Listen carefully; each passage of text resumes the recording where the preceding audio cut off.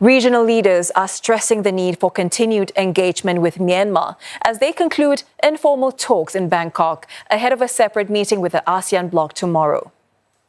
ทุกประเทศนะครับซึ่งเป็นเพื่อนบ้านกันเนี่ยมีผลประโยชน์ร่วมกันที่ต้องการเห็นประเทศเมียนมามีสันติภาพมีเสถียรภาพแล้วก็เป็นอันหนึ่งอันเดียวกันที่เรียกว่า peaceful stable แล้วก็ unify เมียนมาและต้องการให้ฝ่ายต่างๆในประเทศเมียนมายุติการใช้ความรุนแรงและถึงเวลาแล้วที่จะต้องหันหน้ามาพูดคุยกันเพื่อหาทางออกโดยสันติHost Thailand, along with officials from China, India and Bangladesh, discussed the Myanmar military's plan to hold an election amid the ongoing civil war. Thai Foreign Minister Marit Sanampom says his Myanmar counterpart outlined a political roadmap and progress on the country's election preparations. The talks come as Malaysia prepares to take over the chairmanship of the 10-member ASEAN Bloc, which has struggled to implement a peace plan in Myanmar. Now let's get more on these developments from our Thailand correspondent Saksith Saiyasombut, reporting live from Bangkok, and our ASEAN correspondent Leong standing by in Johor, Bahru. Thank you both for joining us today. Saksith, let's start with you. Thailand is positioning itself as a key player to lead the bloc to solve the Myanmar crisis. Have they been successful in doing so?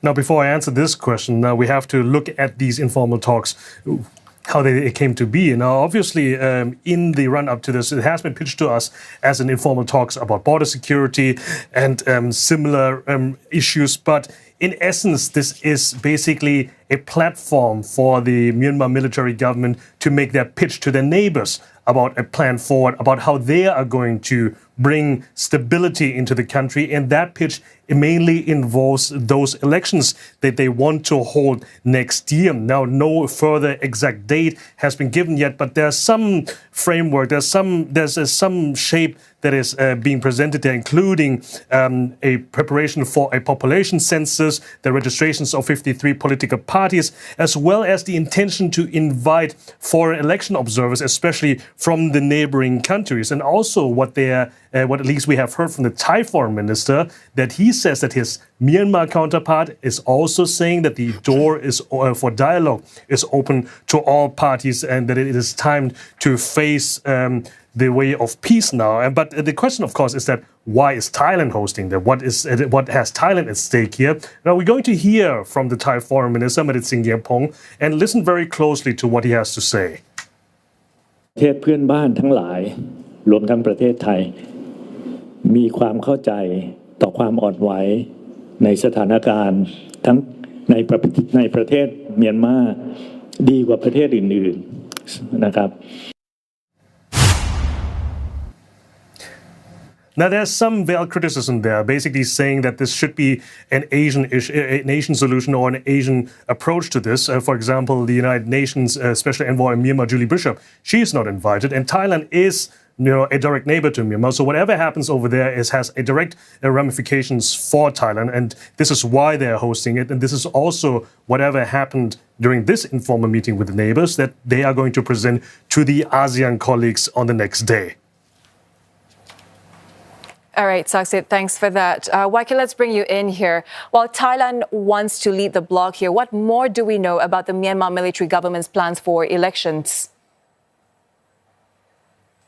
Right, Shah. We've heard Saksith say earlier that there's no exact date. In fact, during the press briefing in Bangkok, which Saksith also attended, the Thai side had also said that the timeline is very broad and that there are no details. But I have been in touch with several of my sources who tell me that come February 1st next year, which is the coup anniversary, there are two possible plans that the Myanmar army is looking at. Plan A is for them to hand over power to a national defense body, which will then hold elections in June next year. Plan B is for the Myanmar army to extend the state of emergency for 6 more months and then hold elections in December 2025. Now, in both scenarios, one thing is clear.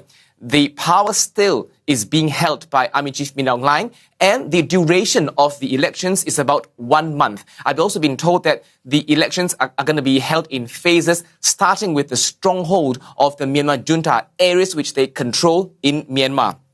As for support, we know that Myanmar can count on allies such as China, India, and Thailand, which have stepped forward to say that they can support or help Myanmar when it comes to election time. We also know that Cambodia has plans to send observers. Russia is talking about sending observers to Myanmar during election. In the meantime, the Myanmar army is preparing to hold elections. We know for a fact that they're going to depend very heavily on soldiers. In a recent graduation ceremony of junior officers, Army Chief Min Aung Hlaing had told these officers to focus their commitment on preparing elections for the country. We may also be seeing armed escorts or armed personnel during campaigning period next year because we need to see security during this period.